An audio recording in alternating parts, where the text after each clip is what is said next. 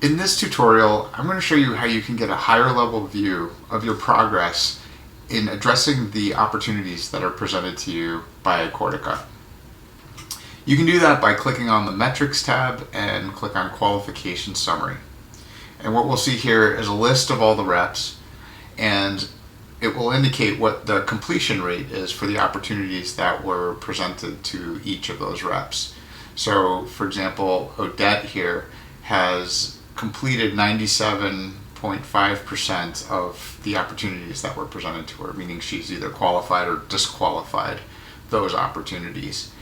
Here it says 464 out of 476 opportunities have been addressed.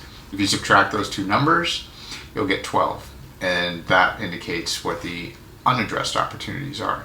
If you want to see what those opportunities are, you can click on that, and we'll be brought back to the Customers tab with a filter set according to the criteria for that particular cell that we clicked on. So here's the list of those opportunities if you want to see what they are. To go back to the report, you can click on Qualifications. Here we see Odette has a green badge next to her name. That's because she's achieved more than 95% completion. So has Justin here. Here Elliot has 81% completion rate, and so he gets the yellow badge. And here there's a customer that is not assigned to a rep, so no one's addressed any of the opportunities, which happens to only be 2 opportunities. But that since that's below 80%, there's a red badge there.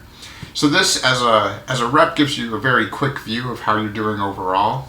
You can see some statistics about your percentages of qualification to disqualification and what the value of your qualified opportunities are, which is a good number to understand. And then overall in the organization, you can see what the overall view of those opportunities are. And then finally here we can do a little bit of filtering if we want to look specifically at growth, retention, or recovery opportunities. So if you click on growth, we'll see the page filtered by those types of opportunities. And if you want to see what's been going on in more recent history, you can click on this date generated filter. So this is when were those opportunities generated, and we could filter, say, by the past month to see what the performance looks like in that time period.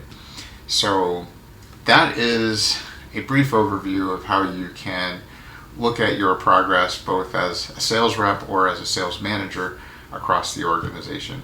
Hope you enjoy it. As always, feel free to reach out if you have questions.